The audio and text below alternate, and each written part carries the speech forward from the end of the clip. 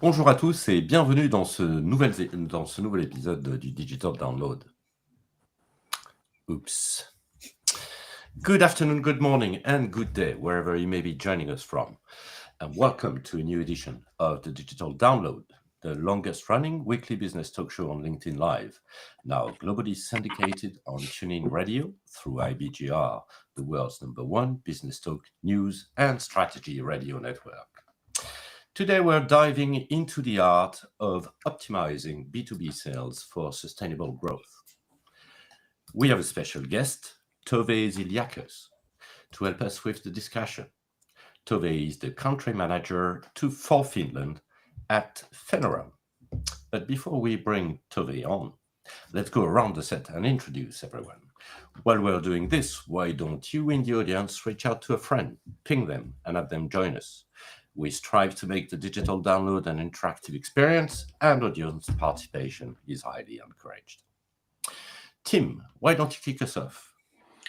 Thank you. Welcome, everybody. My name's Tim Hughes. I'm the CEO and co-founder of DLA Ignite, and I'm famous for writing the book Social Selling Techniques to Influence Buyers and Changemakers. Thank you, Tim. Richard. Good afternoon, everybody. Richard Jones from Curate, partner of DLA Ignite, veteran in the cybersecurity and compliance industry, and a relative newbie to social selling and all that goes with it. Excellent. Adam. Hi, everybody. I'm Adam Gray. I'm Tim's business partner and also co-founder of DLA Ignite. And every time you introduce the show and you say the longest running weekly business talk show on LinkedIn Live, I get a little pang of pride at that, because it's remarkable, because we've been doing this for how long have we been doing this for, Tim? Since 4th of May 2021. Yeah, which is a long time. So it is a long time. It is a long time. Thank you, Adam. And myself, Bertrand Godillot, I am the founder and managing partner of Odysseus & Co., a very proud DLA Ignite partner as well. So as I said, this week on the Digital Download, we'll speak with Tove Ziliakos. Tove's proven ability to build scalable lead generation and sales processes demonstrates a deep understanding of what it takes to drive significant growth. Let's bring her on. Tove, good afternoon and welcome. Thank you. Thank you very much. Tove, let's start by having you tell us a little bit more about you, your background, and what led you where you are today. Thank you. Yes, hi, everybody. I hope we have a big following from Finland here. I invited a lot of people to follow along, so maybe next time let's do it in Finnish. Tervetuloa kaikki linjoille. Well, I'm a B2B sales pro. I kind of stumbled into B2B sales. I was studying at university or business school in Helsinki, and was finalizing my studies and was invited for an interview to the 3M company. I was like, well, what? I don't know. Sales, that's not really what I was intended to do. I thought about doing, like, marketing was the thing I was studying. So, but I'll go and see what it's like, the interview. And then they offered me the job, and I was 24, and they said, you get a car, you get a phone. This was in 1998. You get a car, you get a phone, and a computer, and a salary. And I was like, yay. So that's it. And then I was basically hooked. Then I didn't ever look back. I've been going from sales position to sales position and advancing from this was a basic sales rep job where I was doing, cold calling was the thing because there was no alternatives. Again, 1998, before Google. So you had to call people and they had to take you in because that was the only way they could basically get any more information about what's happening in their field. 5 meetings a day, driving around in Finland, and like having 2-3 hotel nights every week. That was quite hard, but I mean, you were 25, so that's fine. Moving on to more interesting jobs and climbing the corporate ladder, if you want to say that. Moving on to more account management, global account management. Did a couple of years in London, and then I came back to Finland, where I landed a job with Xerox, where I worked them for 12 years, and that's basically, I think, that led my foundation of my understanding and how B2B sales actually really works. Or to actually turn it around, how does B2B purchasing work? Because that's what it's all about. And during those 12 years there, everything started shifting in the economy and in the business world also. So my own personal theory is that around 2008, two significant things happened. One was the big credit crunch, so financial problems. Everybody was basically putting their wallets or like closing their wallets and saying, nope, we can't buy anything. Nobody was taking any meetings because they were afraid that salespeople will just come in and talk them into buying stuff. And then also what happened was that the internet actually started to soar. You can see, if you look at numbers of web pages built, it actually coincides with this. So you see a real hockey stick effect there. Before this, internet pages were more for universities and for pages saying that, hey, we have a business, this is us, and that's it. So these two things happen, and something started happening a lot with sales, and you couldn't anymore get through. So you had to start changing stuff. But this was a long time before social came in. So, and then after Xerox, I mean, I was 5 years in the bank. That was interesting. Didn't really feed my creativity. So after that, I started my own business. Didn't fly off that well. I have a mortgage to pay. So I was in a startup for a few years, and now I'm the country manager for a very interesting SaaS business, helping other SaaS businesses with their financial processes. That's all I'm going to say. So definitely a great journey. This is very, very, very short, like 27 years of experience. Okay, Tove. So let's start with the foundational questions based on your experience. How can businesses truly understand and deliver customer value? That is a very, very good and interesting question.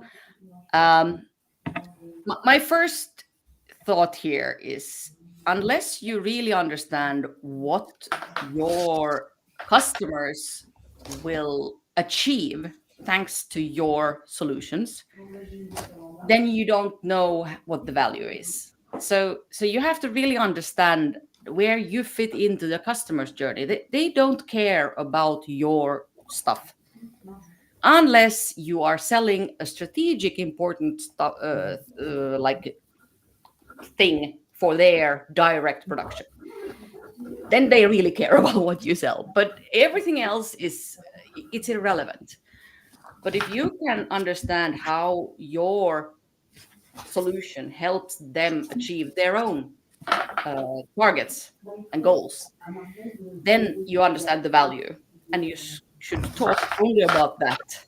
So basically, if I'm a recruitment company, I shouldn't be selling that, yeah, we find the best candidates for you, or we do the best aptitude tests or whatever. But you should be thinking that because of us, you will have the best people working for you, and you will drive your business forward. It's changing the narrative into the customer's mind. And the way I'm a very visual person, so I draw stuff, and I visualize this like this: that if I'm looking at my customer, he's right in front of me, but I see him from the turn to the back, and he's looking at his customers. So I'm thinking like, okay, so how do I get into his head and see what his customers need? And then I try to find myself in that puzzle. So something like that. It goes beyond the like feature benefit, and then the value. So I think you said something quite interesting as part of the intro, and I've noted this down because I think it's so important. You talked about the B2B, that you actually became an expert in the B2B purchasing process. Yeah. And what I would like to understand is, because we've got a lot of salespeople listening to this. So what are the key steps basically that you would take to optimize your sales process, probably knowing your customers' purchasing process? Am I correct? First you have to understand a few things. First is the value. So we already established that one. So understand that and keep that in mind. Then the second part is to understand the actual buying process. What happens during different phases? And this is coming directly from my times in Xerox, and they didn't invent this. It's based in psychology. So we're talking about a decision-making cycle. And it has 4 phases, and it fits very well with the AIDA model. So attention, interest, desire, and so forth. But I turned it into, or at Xerox, they turned it into something else. So you start off where you are very much unaware of other ways of doing things. So you're doing your thing the same way, and you're happy or almost maybe not happy. I mean, you're unaware that there is any other way of doing said thing or whatever. So you have to. So the step is there to get that customer to become aware, and that you do by different things. But we are at the top of the funnel here. There's a lot of noise. But again, if you keep in mind the value and always feed that in to your conversation, you will get them to listen to you. Now, the next step would be considering the options. So, not considering the options, but considering the before and after. So you have a current way of doing stuff or doing whatever, and then you have this new proposed state. You have still not actually said your own company or your business or whatever. You said like, okay, so there is a way to get yourself from A to B. You're currently biking, and there is a way when you use maybe a motor, but we're not talking still about the brand of car or whatever. And then you present, what is the gap? What is the difference between continuing as I am or doing it the other way? And here you should try to monetize it, or like put a number on it, like faster, more efficient, savings, something. And the third part is considering the options. Okay, so you've decided that it's smart to use a motor to get yourself from A to B. Now you can start talking about my car that I'm selling to you is this and this and that, and it has this and this and that. And I have sold my cars from many years, and these are my customers that are very happy, and blah, blah, blah, blah. This is the first time you're talking about your own product. Before that, you're talking about the customer's own life and own reality. And then the last part is the closing. And this should actually be extremely easy at the end of the day, because if you follow all of this, there is little less left for the customer to go like, no. Because if you have done all of this, 90% of the time you will be spending in that first part, the awareness part. So that's, and if you understand through all of that, you understand the value, and you keep that value in mind instead of talking anything else than value, then you're gonna get back to the closing part, and the customer will say, I get it now. And should the customer at any point go like, I'm not so sure, then you back down. Okay, so Mr. Customer, we decided that this was this thing. Your situation is now that you need to get from A to B faster because whatever. Yeah, the difference between your bike and a motorized way of doing is this and that. Now, here are the references for my car that you could buy. So are there still any anxieties left? So basically, that's the purchasing, like decision-making process of a customer. So how do you put this all together is that when you are talking about these things with your customer or online or anywhere else, you keep in mind this value part and you stop talking about your product completely. Yeah, so we've got an idiot in the comments, but the first thing they said, this is very basic advice, is absolutely right. But in my travels, and I speak to an awful lot of companies, what you're laying out is like, it's just common sense, but most companies don't do this. Yeah. Most companies, they know that this is what they should do, yet they get into some sort of customer interaction, and what they say is, and our product's got all of these different features and functions, and it's really better than everybody. And it begins as if the conversation and the interaction with the customer starts with a product demonstration. Because if I show you how good my product is, you'll be interested in my product. But if we go back to the very first thing you said about the customer doesn't care unless you're selling like this super important thing to their production, which they do care about. Everything else is like, well, I have a business, it's working. I've got 20 different options that I can pick here. And I think that certainly, I mean, how do you feel about this? Because my view is that every business that's selling something in the B2B space needs like a reality check. They need a reset, and they need somebody to point out to them that your product is actually, in my eyes, the same as everybody else's product. So why you? So how should sellers begin to plant that seed? How should they reset their own expectations about how that conversation unfolds? Yes, that's a very good place to start. I mean, what I do basically is I really try and find out as much as possible about the customer. This takes time. I do a lot of research before I even start contacting people for the first time, because now we are at the top of the funnel and they don't know who you are and why I should listen to you and not the other ones. And if you just take that time to really understand their business, and then maybe you just use that sentence to hook them and say, okay, I see that you're designing a new product line in your business. Now, this product is set to, you're going to sell this to smaller businesses, and they like to be able to pay for this in a certain way. How have you thought about that when you are building your own billing infrastructure, for example? This is an example from my day-to-day life at the moment. So by just saying to him, hey, I understand your current business, and I know what you are facing every day, and I really want to help you succeed. Then they start listening to you. Instead of going in and say, hi, John, I have the best billing solution ever. We can do this and this and this and this and this and this and this. And they go like, yeah, whatever. So can the other guys. But because I could find this one thing, it can be very small. But I mean, really understand that, hey, because of this real little thing, you need to have a solution like this.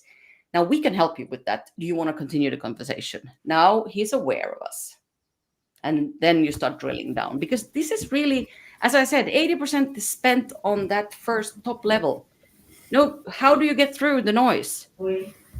Yeah, I mean, I think that the thing that's really interesting is that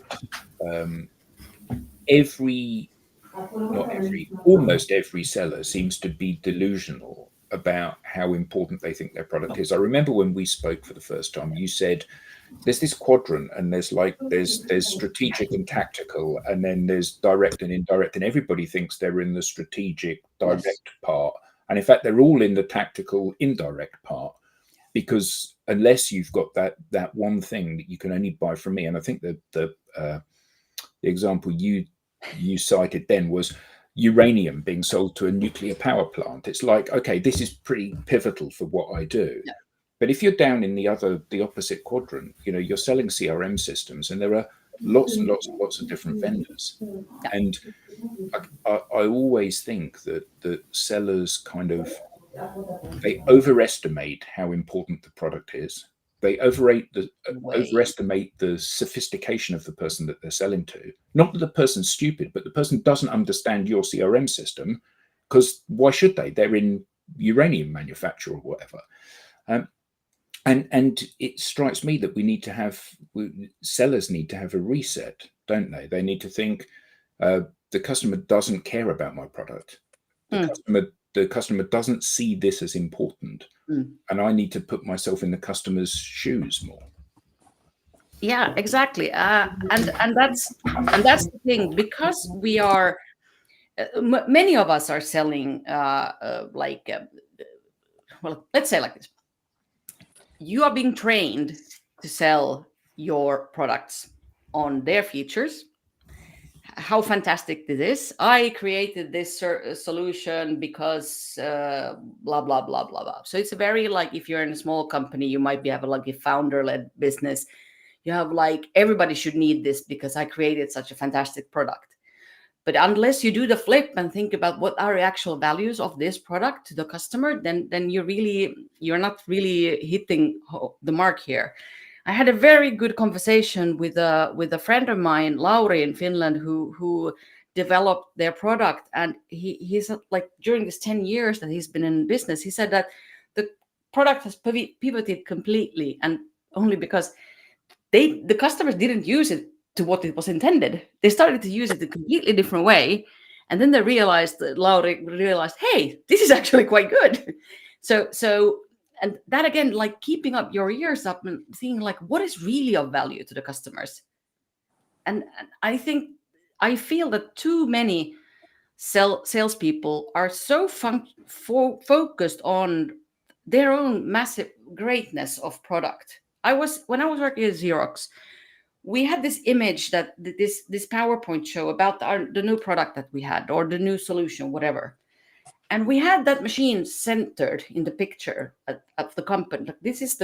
And these are all the functions of the business around it. And the bloody Xerox machine was in the middle.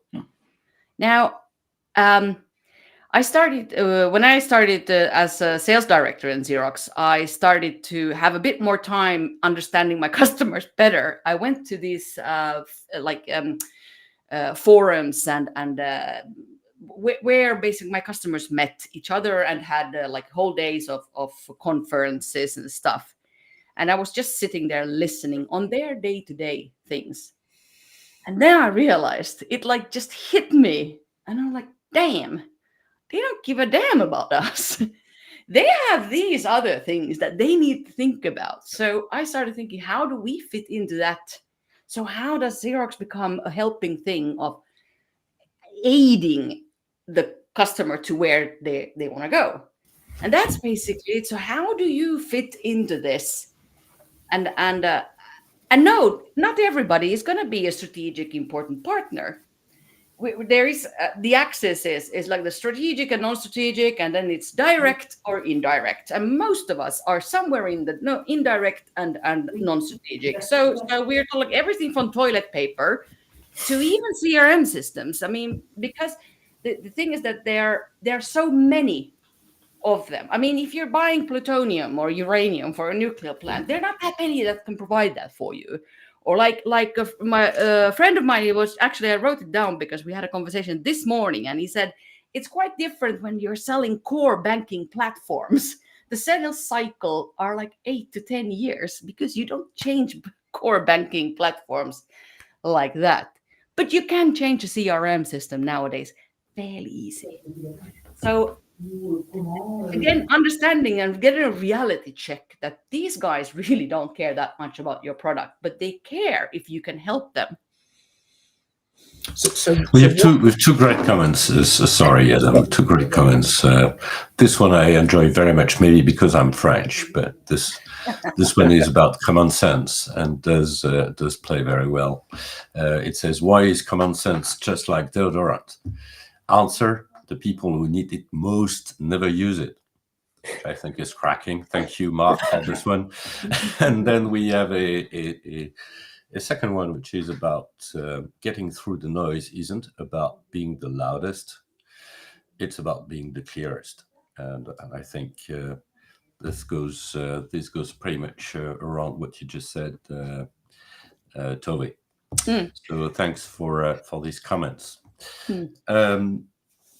Maybe a question on digitalization. So there's a lot of stuff that we used to do, and we're taking a lot of time, as you said. Doing your homework as a salesperson.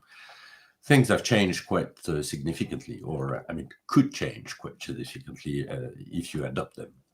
So what's from your perspective the impact of digitization for both simplifying and potentially enhancing your sales approach? This is such a like a wormhole or something.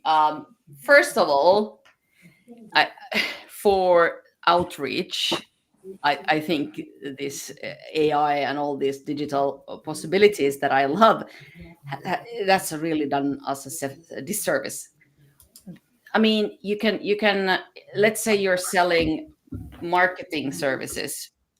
You can just go to any platform nowadays. You can you can get a list of marketing managers, and then you just bombard a tailored message. And the tailoring is basically your industry, the size, and your name, and whatever. And as I said, I have a one-person company, and I keep getting these emails saying, "Wow, I've seen your work. It's so great. We could offer you da da da." I'm like, dude, have you even been to my website? So this is, they're rude, and this is the noise that is somebody was getting through the noise. It's filling up everybody's emails, and this is a really big problem because the example I got here is a friend of mine had a marketing communications agency, and he's the co-founder of it. So his title is still marketing manager. And he got a message. "Hi, I would like to sell to you marketing communication services." And they go like, dude, this person really didn't do any homework. No, because they took a big database and just like threw in there some keywords and then just like shoot out and hopes that something sticks. So instead of making sure that taking the time to do your prospecting fine and honing in on your messaging and then calling people and trying really to be valuable to them, because you can sit there and think about these sequences for weeks and days, and you're still not getting more than you would be doing by actually tailoring your message that you're going to call somebody. And so, but do use these. I definitely use AI for almost all of my messaging, whatever I write, because I need to be very precise. I usually write it and then I ask AI to make it even like shorter, briefer, use different words, and like saying, don't use that word, I hate it, use another word, and so forth. So use this, but don't. Not everybody's going to be interested in your stuff. And you will actually be making, you'll be hurting your brand a lot. So that's like, but what I wanted to actually touch upon here also was how to make your sales more efficient. And that's what this lovely panel of people knows everything about. And that's like making the short sales cycles shorter, right?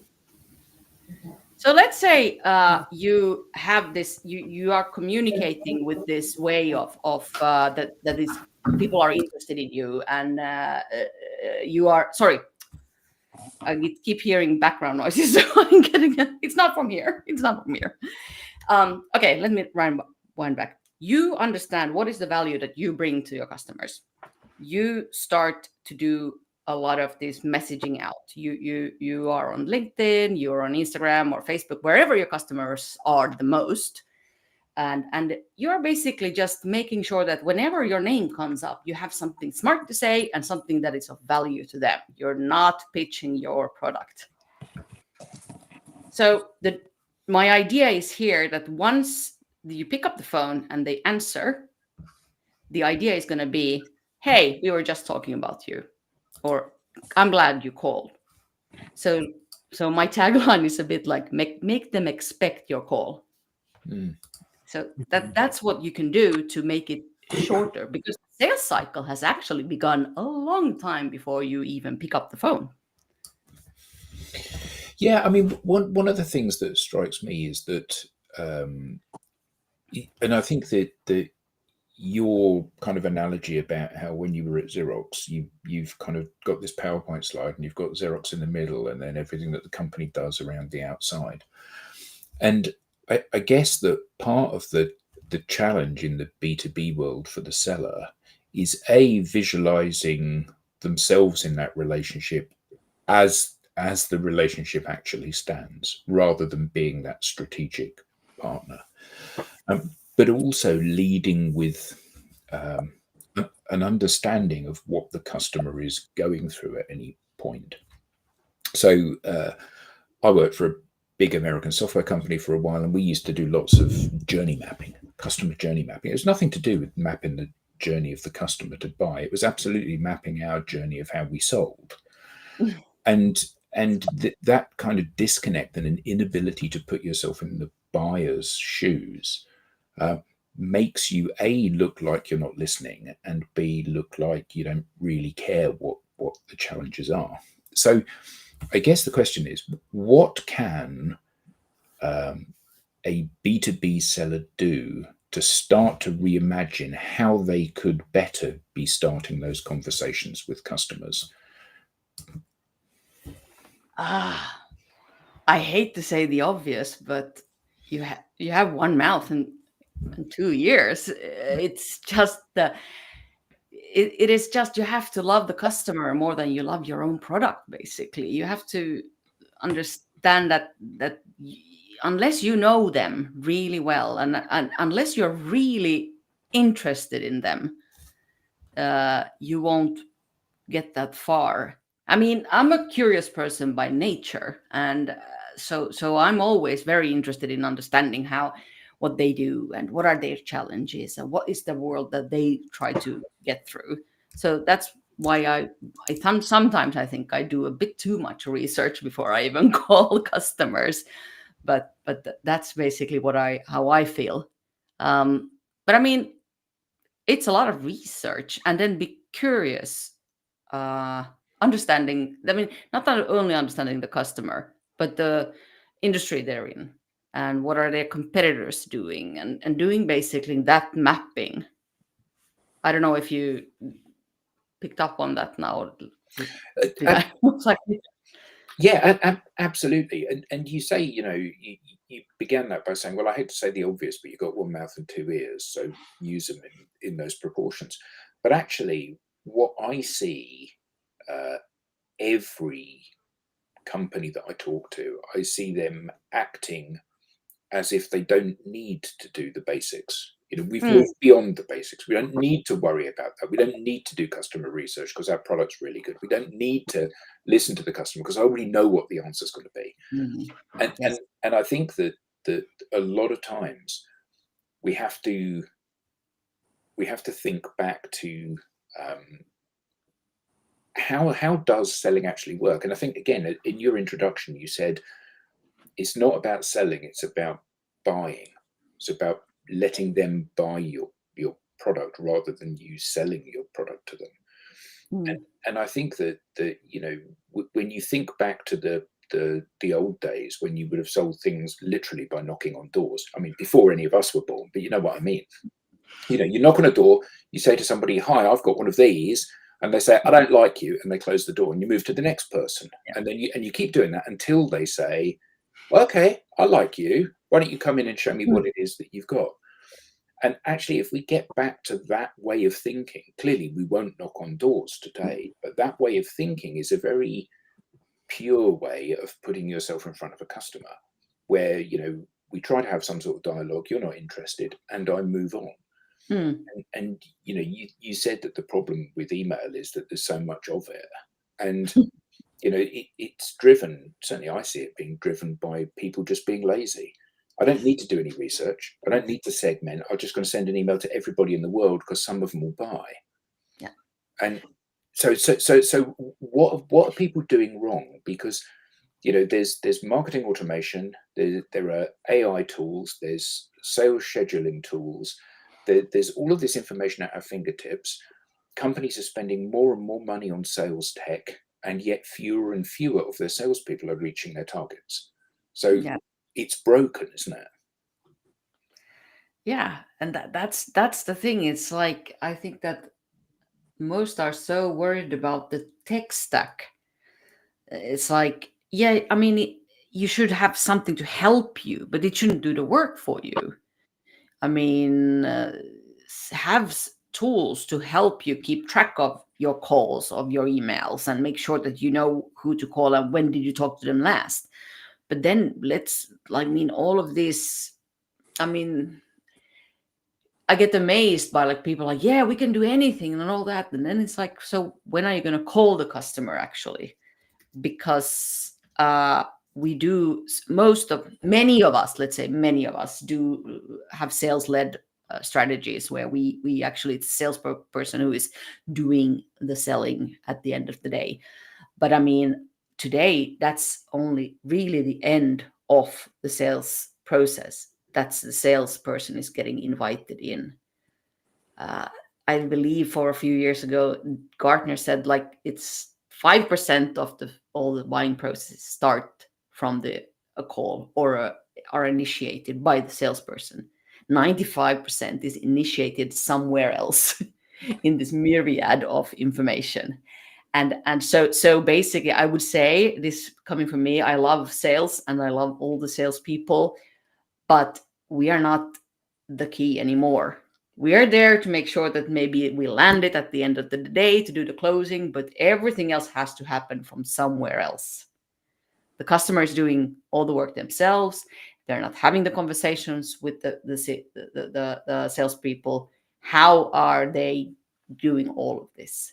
And that's basically marketing. And marketing is much more than ads and this stuff. So marketing, I'm a marketer. I have a master's in marketing, so I'm a theorist in this sense, that marketing is all the tactical and strategical activities you do to generate revenue. Now, sales in this piece is part of marketing. So everything else that you do to generate this revenue is actually should be part of marketing. There is a old school but still valid P for promotion, and that's the paid ads. But basically, that's where you need to be making sure that when the customer is out there and maybe searching or maybe just surfing, he gets your messaging. And that you can do as a salesperson through LinkedIn, being relevant there, or your company can help you with this. Your marketing communications can help you be relevant. But the problem here is going back to that value thing. When the marketing department puts out stuff like blog links or postings or anything like that, it's so bloody product focused. We lose track of the value again. But hasn't that now created a situation where people just ignore all of that stuff? So the challenge for me as a buyer. So I, like everybody else, like to look at car adverts and adverts for rucksacks and phones on Instagram. But in the B2B world, I don't consume any marketing material. And the reason I don't is that there's so much stuff out there, and maybe it's partly because it's so product focused, but there's so much stuff out there, and I'm drowning under a weight of things that are vying for my time. So the route to get when I think about how we sell as an organization, Mm. our route to get to our customers is for us to form a personal relationship with the customer. And that's why all of the organizations that we work with, we teach them how to be authentic, a much overused word, but how to be themselves. Mm. I have a lot of sales conversations with people that play the guitar because that's an interest of mine. Mm. And it's a good starting point for a conversation because there is no hidden sales message in this. Mm. It's two people talking about guitars, or Tim travels a lot. He talks to people about travel and food and all of this stuff that we all have interests in. And it's only when you've developed that kind of conversation that people say, so what do you do when you're at work? And then you've got the opportunity to explain stuff. But marketing-led sales, marketing-led communications, I think are as good as dead, really, these days. Well, that depends, because I mean, if you are very strict in how you define it, and this is a definition question for me, because I'm not talking about basically if I post on LinkedIn and I am not selling anything there. I am posting basically, hey, I had an interesting conversation with a customer and he was talking about a trip to France. This is content. It generates interest. It has nothing to do with my product. This is marketing. I'm placing myself on a map. So this is why I'm saying that social selling as a term is actually, it is marketing that you do there, because you are making sure that people know who you are and what you stand for. And then when they get to know you, like in your guitar example, you actually, then maybe they go, so we are now be talking about guitars for 2 months. What do you actually do? I've seen some of your stuff. And then you can like, yeah, well, it's this and that. And it's like when you walk around when you go to a dinner party and you sit down and you meet everybody for the first time. You don't say, hi, my name is Adam and I do social selling training. You say, no, hi, my name is Adam and I love guitars and I live in the East Anglia and so forth. So the same thing has to happen in the social context also, and that's what I'm saying, that it's a definition question that because we are so inclined to say that marketing equals what a company's handle puts out or a blog post by the company. But let's say that you are doing a blog post on somebody else's page.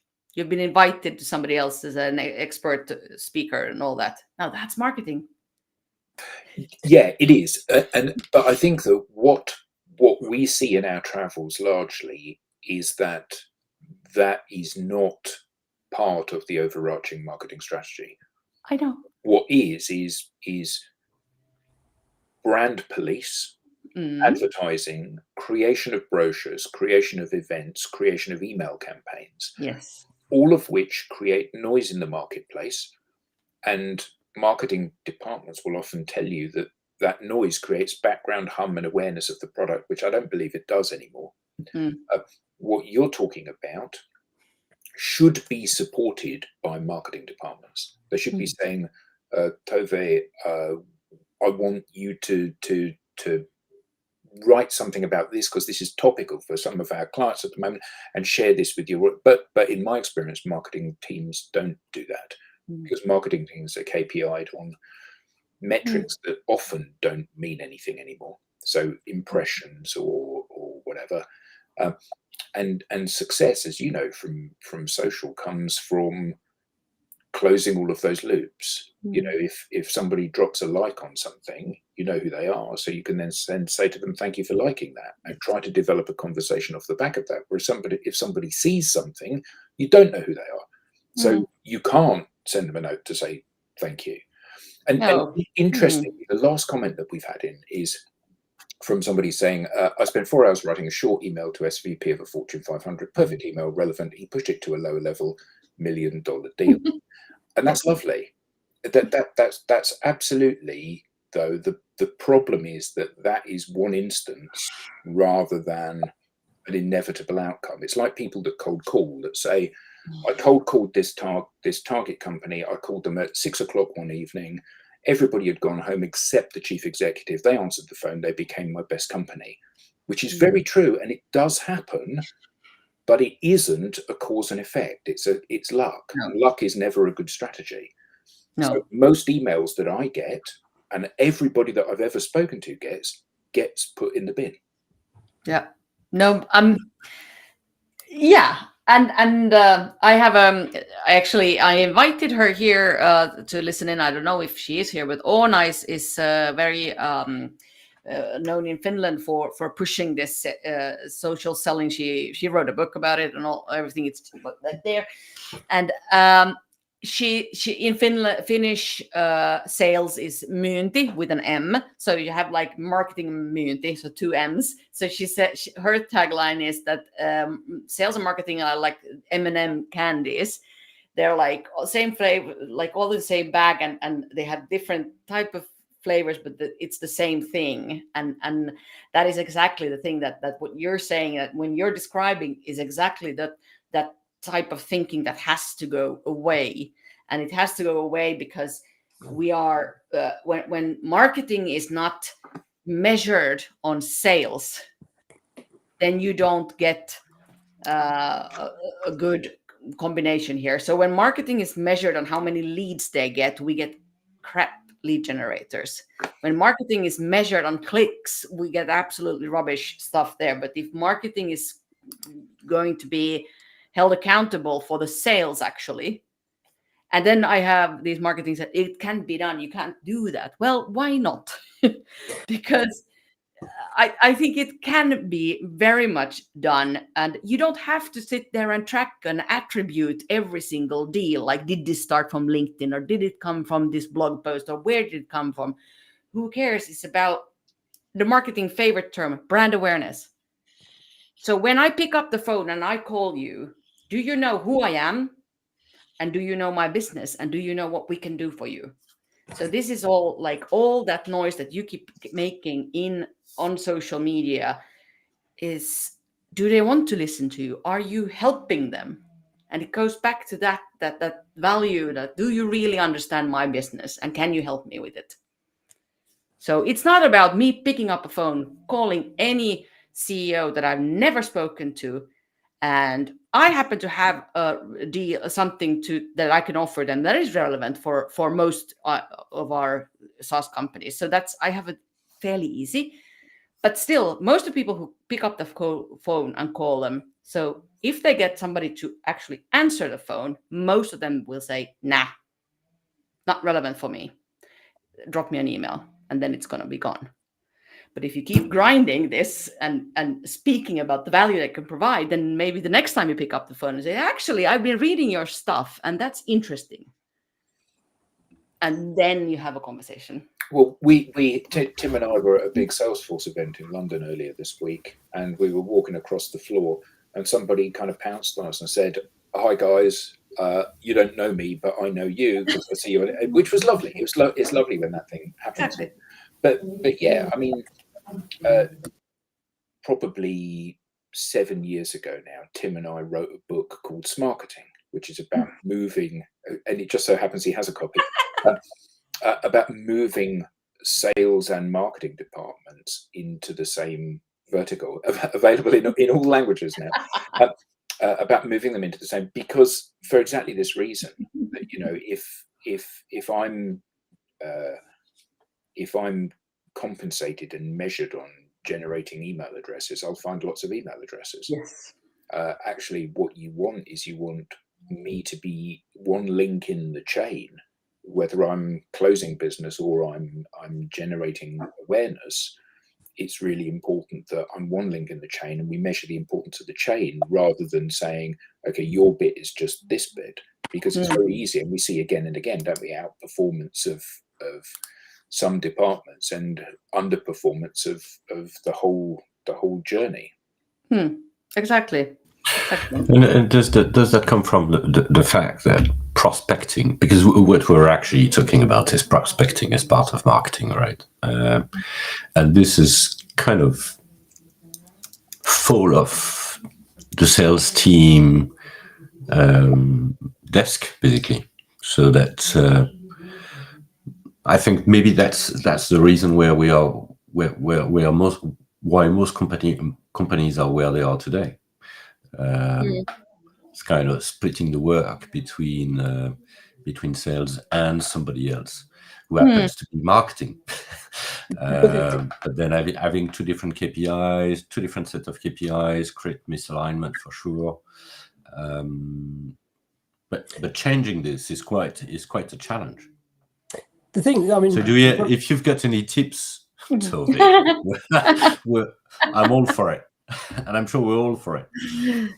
Yeah, Richard, you wanted to chime in here. Say, I mean, you mentioned about Gartner saying that sort of 5% of the sales process is kind of in the hands of the salesperson, which kind of goes to prove that the salesperson has been sort of emasculated somewhat, and they have, they have very little influence over what's going on, and that's primarily being driven by marketeers who are still working in a world where marketing was done a certain way. So it's from my perspective, sales was always about diagnosing before you prescribing, but we're busy prescribing before we do the diagnosing.